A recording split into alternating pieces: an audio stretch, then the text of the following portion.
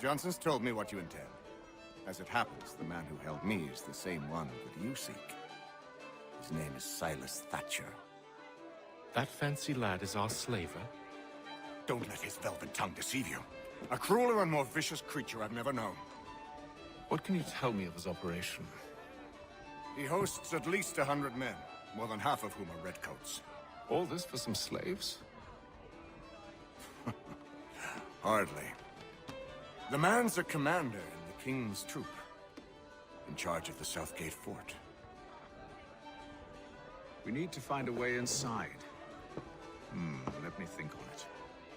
In the meantime, I'll attend to our final recruit. John Pitcairn's our man. I'll take you to him.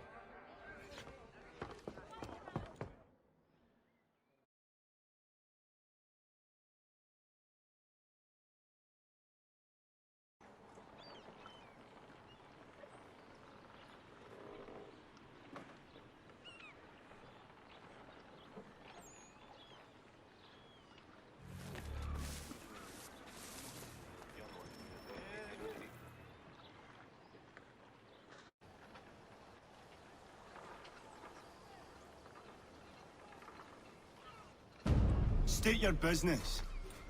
New recruit. More kindling for the pyre, eh? Well, go on then.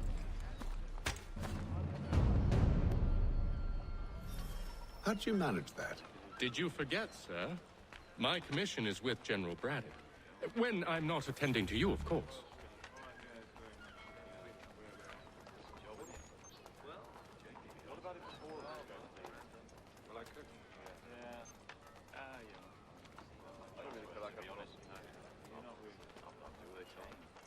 Pitcairn, you fool!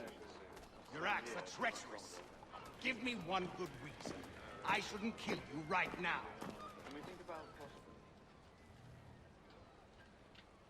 Were you planning to announce yourself? Or did you hope my men wouldn't notice your arrival? If you'll allow me to explain.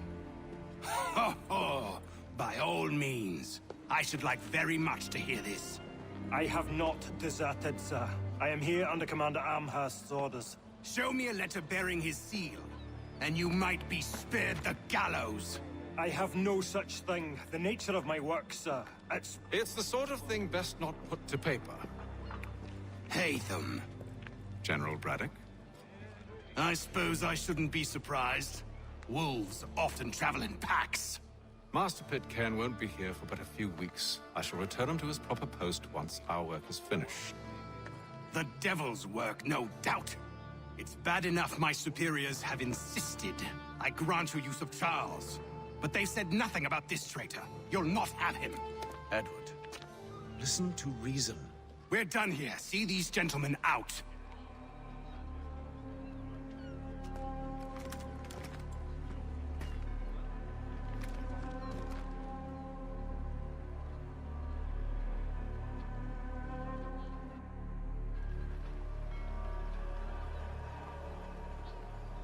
Well, that didn't go as I expected. And to think I used to call him brother. What now? They'll chase us off if we try and return. We're done with this camp. As luck would have it, so are they. Come along. What are you planning? To steal Master Pitcairn. What? You'll see. Now, when I give the signal, you're to distract Braddock's patrol and lure them into a dead end.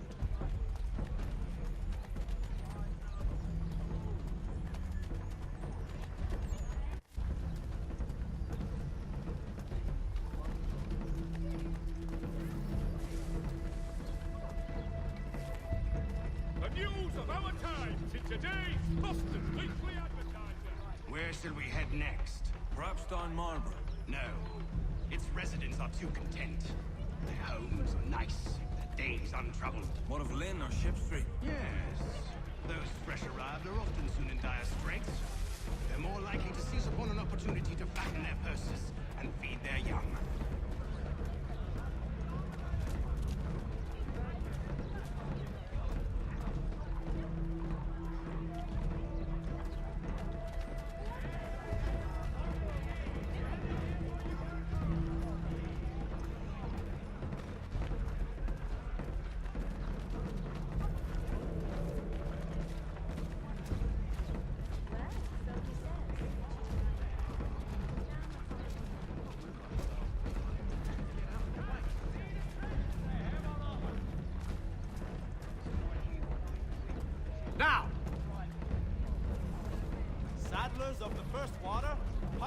on Mill Road.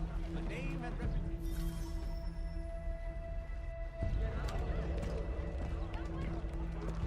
Oi! You thieves and scoundrels, one and all! Fire on you and your false war! They almost broke the poor man's head with their cuts. After him!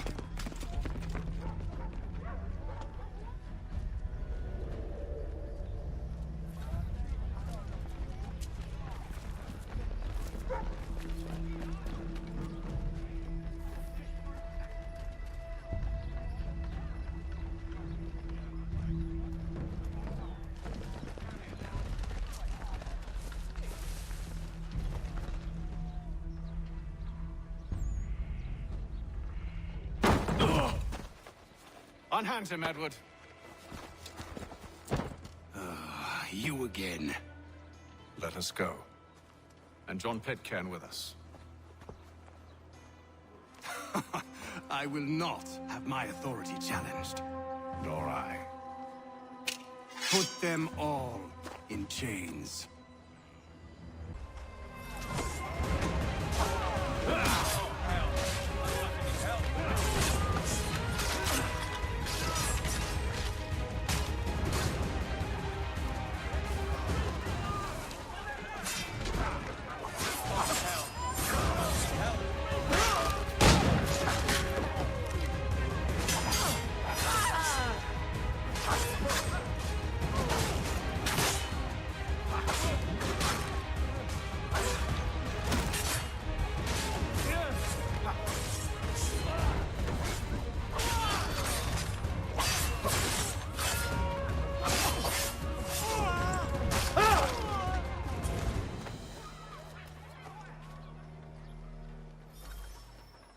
I stay my hand today because you were once my brother, and a better man than this.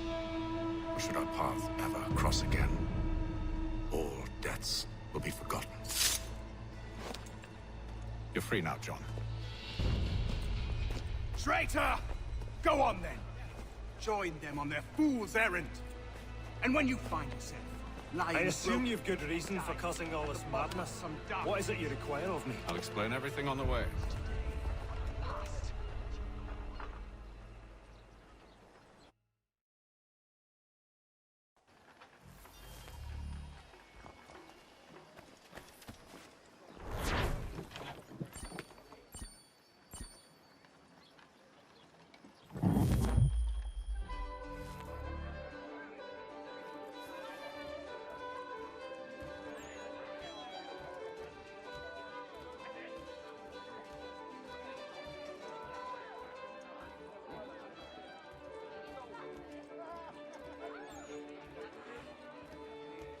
If I may, I was curious about your past with Braddock. You two clearly have a history. Edward was one of us upon a time. I considered him a close friend. He was brave and bold in ways few men are. But everything changed at the siege of Bergen-op-Zoom. We had lost the fortress to the French, and were in the midst of egress. There was a skiff hidden at the port with which we planned to make our escape. As we drew near, a young man and his family came upon us, begging for safe passage. I consented, but Edward refused. The young man called him Craven then. So Edward killed him and all the rest. Even the children. To this day, I don't know why. Was this the first time he'd struck out? Or had I simply never seen it before? Either way, things were never the same after that. We campaigned together a few more times, but each outing was more disturbing than the last. He killed. Enemy or ally, civilian or soldier, guilty or innocent. It mattered not. If he perceived one to be an obstacle, they died. He maintained that violence was a more efficient solution. It became his mantra. And it broke my heart. I had no idea. He hides it well, and intimidates into silence any who discover him. Those who persist have a tendency to find misfortune. And we should stop him. I suppose you're right. But I maintain a foolish hope that he might yet be saved and brought back round to reason. I know. It's a silly thing to believe that one so drenched in death might suddenly change. I'm sorry to have brought this up. It was not my intent to sour you. Nonsense. We are brothers now. There should be no secrets between us. I hope you and the General find a way to patch things up. I should return to my studies. So, a question for you. Why medicine? I'm supposed to tell you I care for my fellow man, right? That I chose this path because it allows me to accomplish a greater good. Are these things not true? Perhaps, but that's not what guided me, no. For me, it was a less abstract thing. I like money. There are other paths to fortune. But what better ware to peddle than life? Nothing else is as precious nor so desperately craved. And no price is too great for the man or woman who fears an abrupt and permanent end. Your words are cruel, Benjamin. But true as well. You took an oath to help people, did you not? I abide the oath, which makes no mention of price. I merely require compensation, fair compensation, for my services. And if they lack the required funds?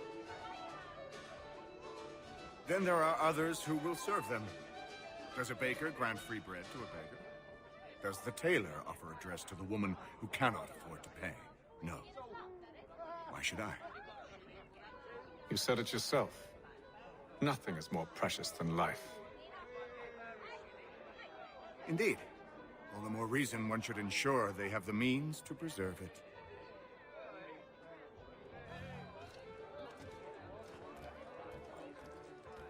When I know something, you'll know something.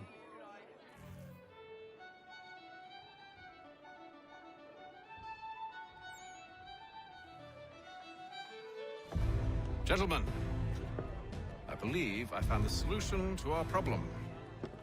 Or rather, Odysseus has. Oh, do you? Are you a new guy? The Greek hero, you lobcock. Allow me to explain. We enter Silas' fort, under the pretext of kinship. Once inside, we spring our trap, free the captives, and kill the slaver. Dodgy, dodgy. I like it. Then, let us begin. First, we need to find ourselves a convoy.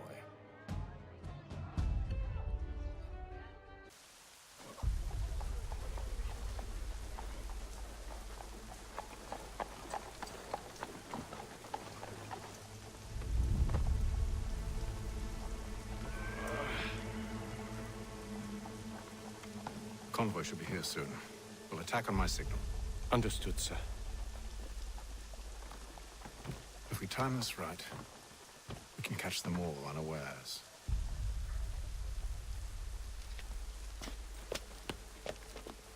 For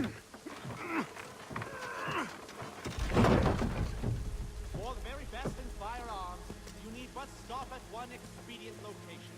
Murray's has all patterns in stock.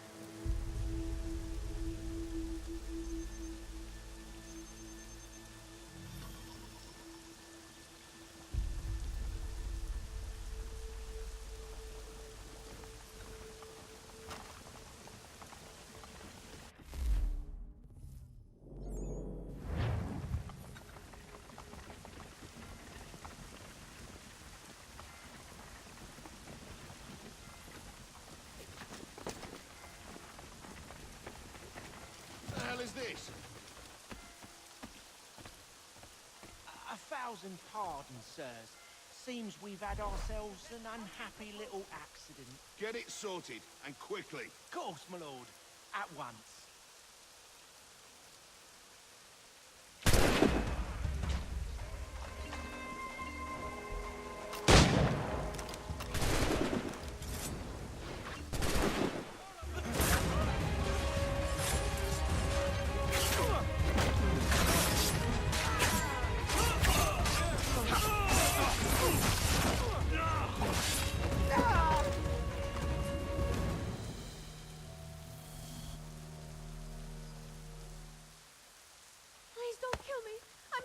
Charles, you and William serve as vanguard. Let no man reach us. What about me? You and John will follow from a distance and keep watch over us. I'll signal you when I have need of your services.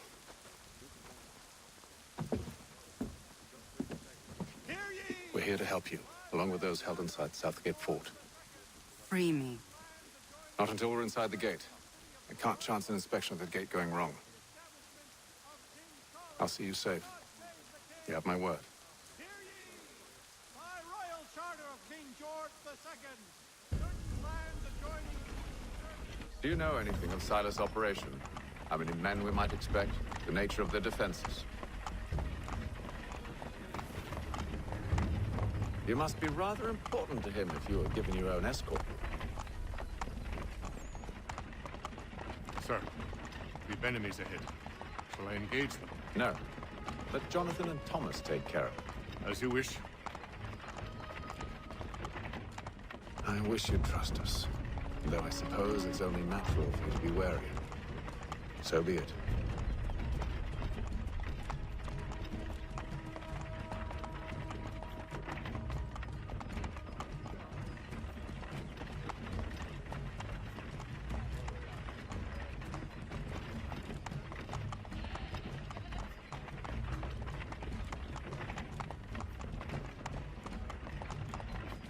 Halt! Identify yourselves! Where is Lieutenant Jones? What's the meaning of this?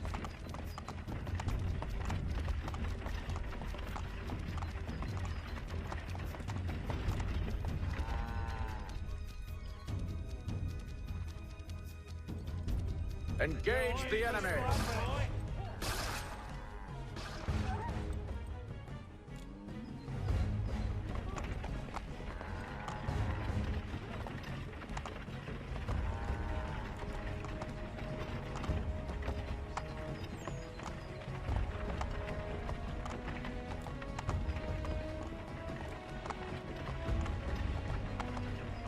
Goddamn dogs. Let no man reach us!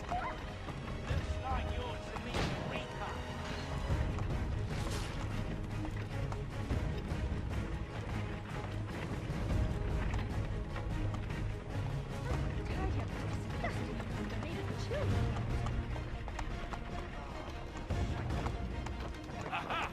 Bringing fresh meat, eh? Come here. I wanna take On a your look guard, at the men. sights. Of course.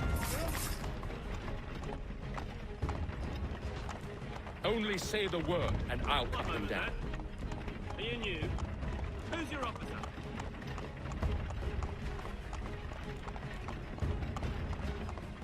Engage the enemy!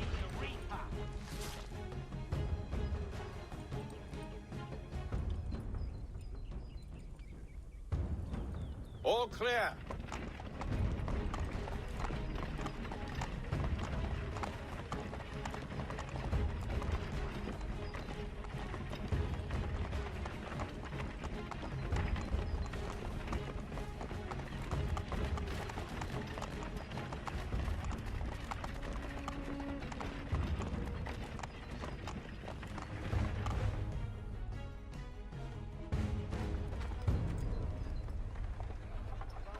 Hold! Evening, gentlemen. State your business. Delivery for Silas. Go on then.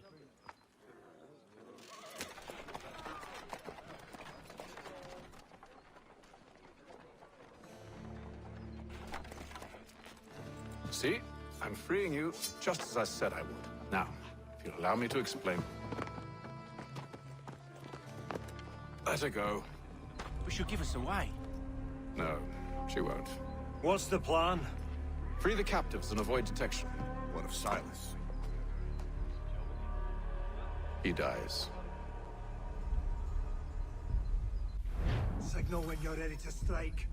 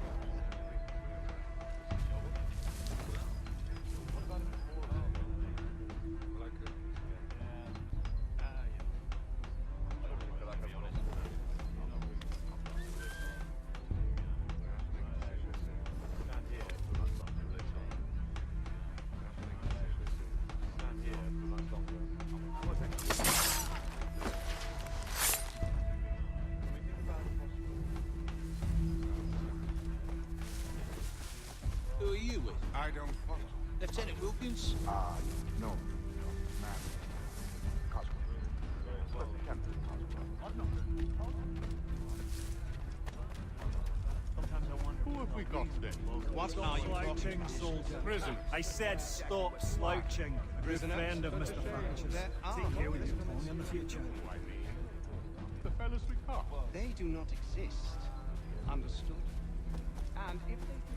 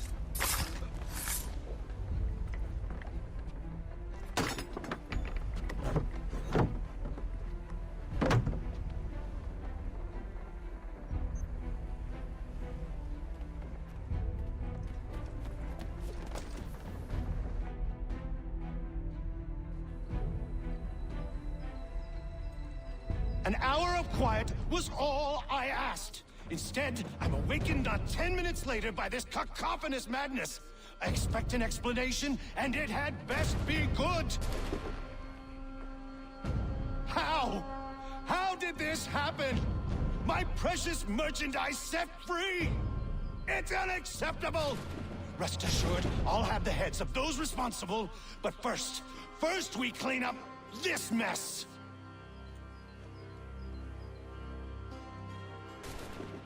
Seal the fort, kill any who try to escape. I don't care if they be one of us or one of them. To approach the gate is to be made a corpse. Am I understood?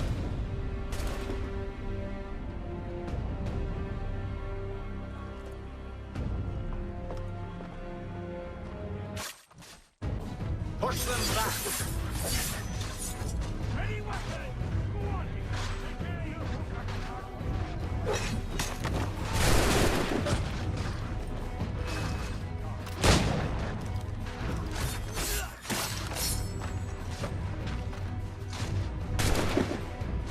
This is the best Boston has to offer. No wonder the French still pose a threat. For the order! For the order!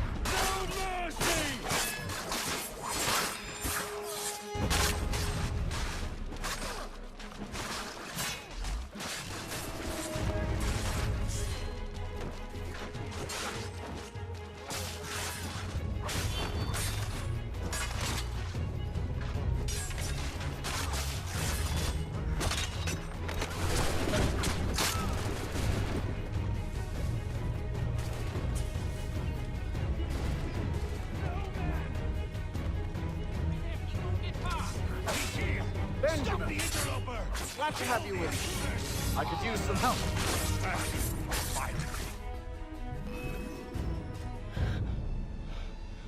Who are you? Name's Haytham Kenway. You don't know me, but I believe the two of you are well acquainted. I made a promise to you, Cyrus. One I intend to keep.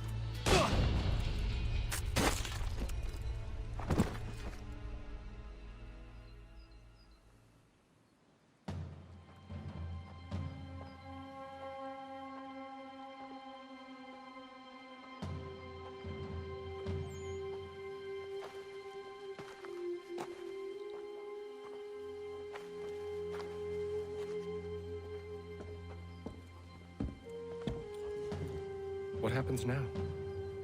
We wait. But not for very long, I suspect.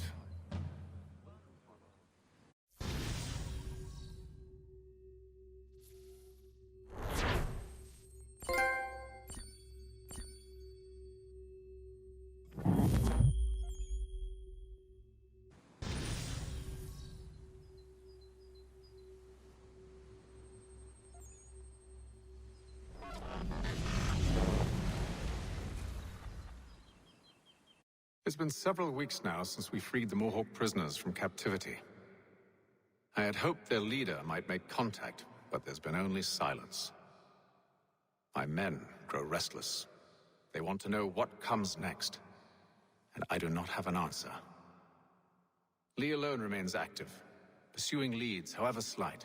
He stalks the city streets and scouts the bordering woods, hopeful that he might make contact with one of those we saved. There was a woman there that night. It was she who helped the others to safety. If we can find her, I believe I'll have my answers. So, I watch and wait, hopeful that my true mission might finally begin.